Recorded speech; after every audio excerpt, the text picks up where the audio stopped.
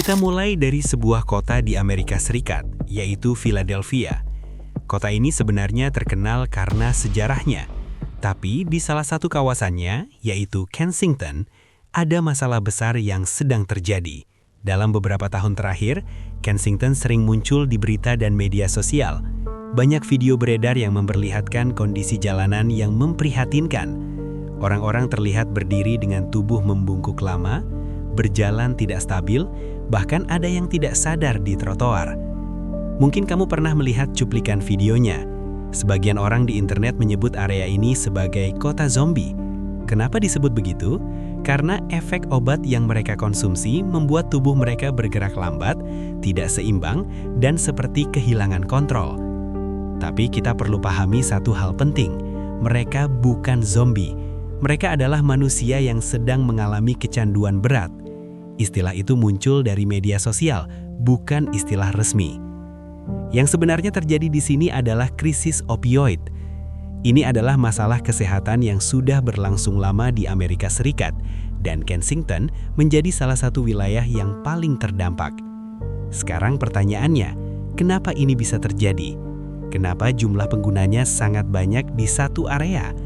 Dan kenapa kondisi di jalanannya terlihat separah itu? Di video kali ini, kita akan membahasnya pelan-pelan. Kita akan lihat bagaimana krisis ini bermula, apa yang membuatnya semakin parah, dan apa saja yang sudah dilakukan untuk mengatasinya. Jadi sebelum kita menilai dari potongan video yang viral, mari kita pahami dulu konteks lengkapnya. Karena di balik gambar-gambar itu, ada masalah kesehatan, ekonomi, dan sosial yang jauh lebih kompleks.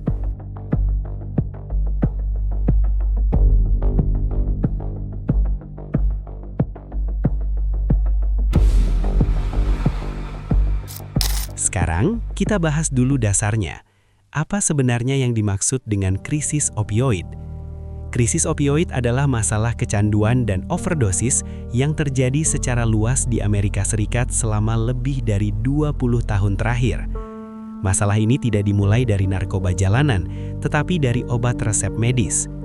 Pada akhir 1990-an, banyak perusahaan farmasi memasarkan obat penghilang rasa sakit berbasis opioid sebagai obat yang aman dan efektif untuk nyeri kronis. Dokter mulai meresepkannya dalam jumlah besar kepada pasien yang mengalami nyeri punggung, cedera kerja, atau pemulihan pasca operasi. Obat-obatan seperti oksikodin dan hidrokodin bekerja dengan cara mempengaruhi sistem saraf untuk mengurangi rasa sakit. Tapi di sisi lain, juga bisa menimbulkan rasa nyaman atau euforia. Disinilah masalah mulai muncul. Seiring waktu, sebagian pasien menjadi tergantung. Tubuh mereka mulai membutuhkan dosis lebih tinggi untuk mendapatkan efek yang sama. Ketika obat dihentikan, muncul gejala putus zat seperti nyeri hebat, mual, gelisah, dan depresi. Ketika pemerintah menyadari tingkat kecanduan meningkat, aturan resep diperketat. Tapi bagi orang yang sudah kecanduan, penghentian resep bukan berarti kecanduannya hilang. Banyak yang akhirnya mencari alternatif yang lebih murah dan mudah didapat, yaitu heroin. Lalu situasinya berubah menjadi lebih berbahaya lagi. Beberapa tahun terakhir, muncul fentanyl di pasar gelap. Fentanyl sebenarnya obat medis yang digunakan untuk pasien dengan nyeri berat, misalnya pada penderita kanker. Namun versi ilegalnya diproduksi secara massal dan dijual di pasar gelap. Masalahnya, fentanyl sangat kuat.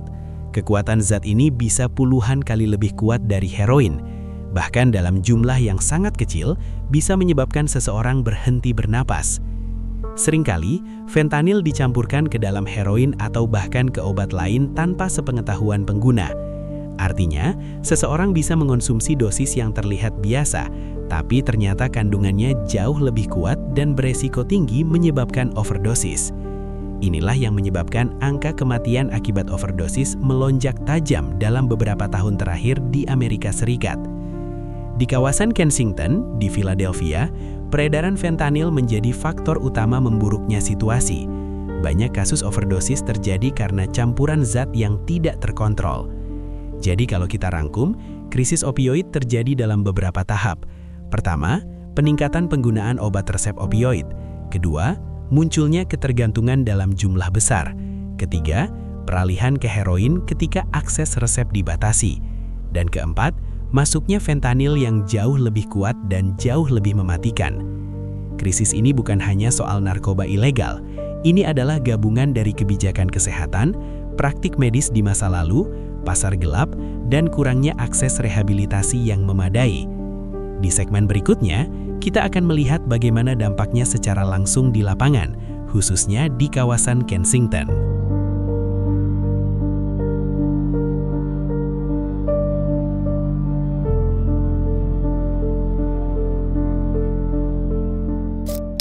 Sekarang kita lihat langsung bagaimana kondisi di lapangan. Di kawasan Kensington, yang berada di bagian timur laut Philadelphia, ada beberapa titik yang dikenal sebagai area dengan aktivitas narkoba terbuka.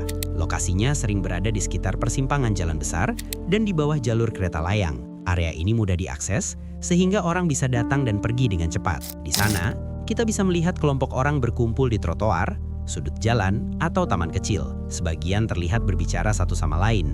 Sebagian lagi hanya duduk diam dalam waktu lama. Banyak dari mereka berada di bawah pengaruh opioid kuat, terutama fentanil.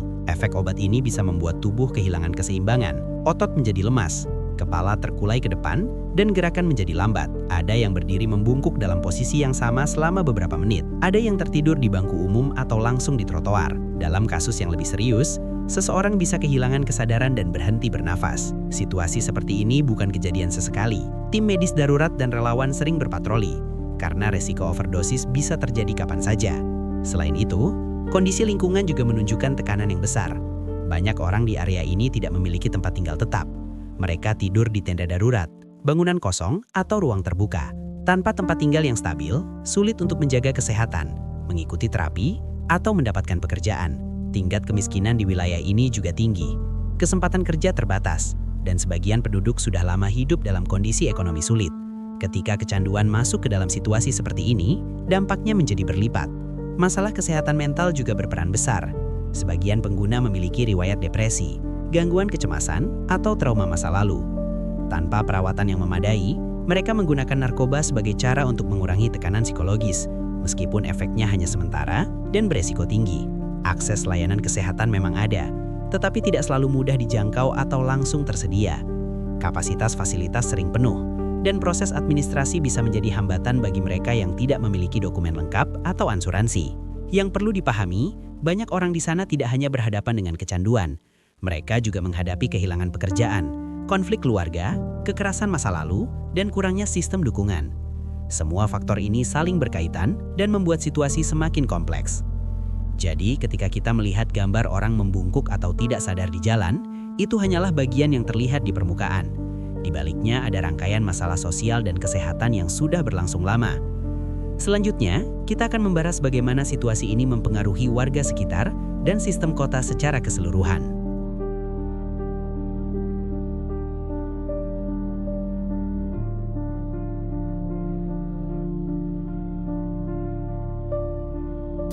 Sekarang kita lihat dampaknya. Apa yang terjadi pada lingkungan sekitar ketika krisis ini berlangsung terus-menerus. Pertama, dampaknya terasa langsung pada para pengguna itu sendiri. Resiko overdosis sangat tinggi, terutama karena campuran fentanil yang tidak terkontrol. Tim medis darurat sering menerima panggilan untuk kasus henti nafas. Dalam banyak situasi, relawan atau petugas harus memberikan nalokson untuk menyelamatkan nyawa di tempat kejadian. Tapi dampaknya tidak berhenti di situ. Warga yang tinggal di sekitar Kensington juga merasakan perubahan besar dalam kehidupan sehari-hari. Sebagian orang tua merasa khawatir membiarkan anak bermain di luar. Ada laporan tentang jarum bekas yang ditemukan di trotoar atau taman. Lingkungan yang sebelumnya aktif dengan aktivitas bisnis dan komunitas menjadi lebih sepi. Beberapa pemilik toko dan usaha kecil juga terdampak. Beberapa mengatakan jumlah pelanggan menurun karena orang merasa tidak nyaman datang ke area tersebut. Ada yang akhirnya menutup usahanya karena kerugian terus berlanjut. Lalu ada petugas kebersihan kota dan layanan sosial. Mereka bekerja hampir setiap hari untuk membersihkan sampah, membantu tunaswisma, dan menangani kondisi darurat. Tekanan terhadap sistem kota meningkat karena kebutuhan layanan jauh lebih besar dibandingkan kapasitas yang tersedia. Kita juga perlu memahami bahwa banyak pengguna narkoba di sana bukan penduduk asli kawasan itu. Sebagian datang dari kota atau negara bagian lain. Mereka datang karena mengetahui bahwa di area tersebut, akses terhadap narkoba relatif mudah dan ada jaringan komunitas sesama pengguna. Hal ini membuat konsentrasi masalah menjadi terpusat di satu wilayah. Namun di sisi lain, ada juga warga dan organisasi lokal yang berusaha membantu. Mereka membagikan makanan, menyediakan layanan kesehatan dasar, dan membantu proses rehabilitasi. Tidak semua cerita di Kensington adalah cerita tentang kekacauan. Ada juga upaya nyata dari masyarakat untuk memperbaiki keadaan. Jadi jika kita melihat situasinya secara menyeluruh, dampaknya sangat luas. Ini bukan hanya masalah individu yang kecanduan. Ini adalah masalah yang mempengaruhi keluarga, tetangga, pelaku usaha, petugas kota, dan sistem kesehatan secara keseluruhan. Dalam pembahasan berikutnya, kita akan membahas apa saja langkah konkret yang sudah dilakukan untuk mengatasi krisis ini, dan seberapa efektif langkah tersebut sejauh ini.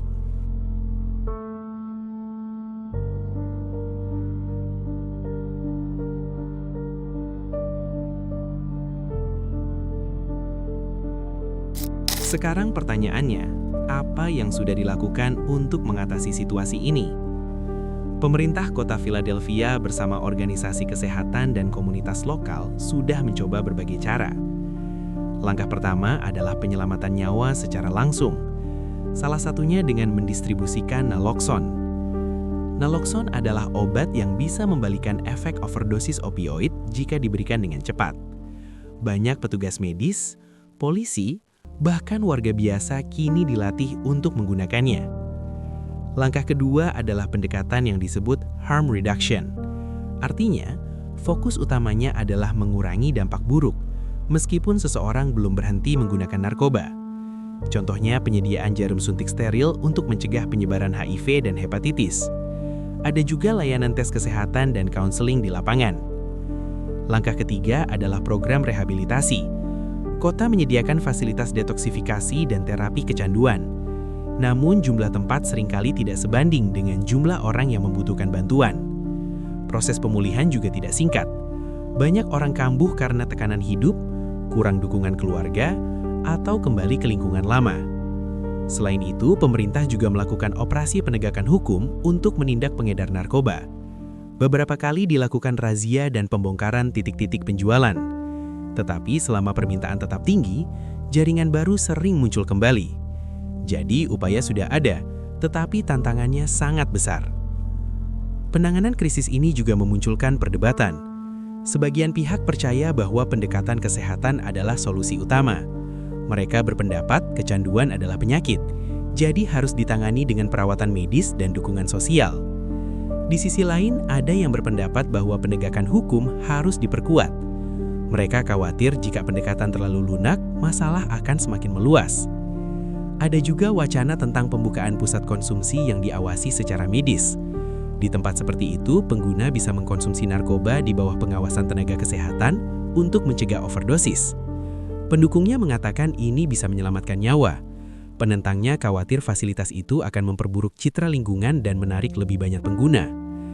Selain perdebatan kebijakan, ada tantangan yang lebih dalam. Masalah kemiskinan, pengangguran, dan kesehatan mental tidak bisa diselesaikan dalam waktu singkat. Semua itu saling berkaitan. Artinya, solusi jangka panjang membutuhkan kerjasama antara pemerintah, tenaga medis, penegak hukum, dan masyarakat. Sekarang kita kembali ke pertanyaan awal. Apa yang sebenarnya terjadi di Kensington? Yang terjadi bukan fenomena aneh atau sesuatu yang tiba-tiba muncul. Ini adalah hasil dari krisis opioid nasional yang berkembang selama puluhan tahun. Dimulai dari obat resep, berlanjut ke heroin, dan semakin parah dengan masuknya fentanyl. Istilah kota zombie mungkin terdengar menarik di media sosial, tetapi istilah itu tidak menjelaskan akar masalahnya. Di balik gambar yang viral, ada manusia dengan cerita hidup yang kompleks. Ada keluarga yang terdampak, ada warga yang berusaha mempertahankan lingkungannya, dan ada petugas yang bekerja setiap hari untuk menyelamatkan nyawa. Krisis ini menunjukkan bahwa kecanduan bukan hanya masalah individu. Ini adalah masalah kesehatan masyarakat dan sosial yang membutuhkan solusi jangka panjang. Memahami konteksnya membantu kita melihat situasi dengan lebih objektif, bukan hanya dari potongan video, tetapi dari gambaran yang lebih lengkap. Krisis di Kensington masih berlangsung. Upaya penanganan terus dilakukan, dan hasil akhirnya akan sangat bergantung pada bagaimana berbagai pihak bekerja sama untuk mencari solusi yang realistis dan berkelanjutan. Kalau kamu ingin memahami isu-isu sosial secara lebih jelas dan berdasarkan fakta, channel ini adalah tempatnya. Di sini kita tidak hanya menampilkan potongan video yang viral, kita bahas latar belakangnya, kita jelaskan datanya, kita uraikan penyebab dan dampaknya secara lengkap dan mudah dipahami. Mulai dari krisis sosial, masalah kesehatan masyarakat, kebijakan pemerintah, sampai isu-isu global yang sedang terjadi. Semuanya dikemas dengan bahasa yang sederhana dan langsung ke inti masalah. Kalau kamu suka konten video yang informatif, jelas, dan berbasis data, jangan lupa subscribe dan aktifkan notifikasi. Karena setiap video di sini akan mengajak kamu melihat sebuah isu dari sudut pandang yang lebih luas dan lebih dalam. Sampai jumpa di video berikutnya.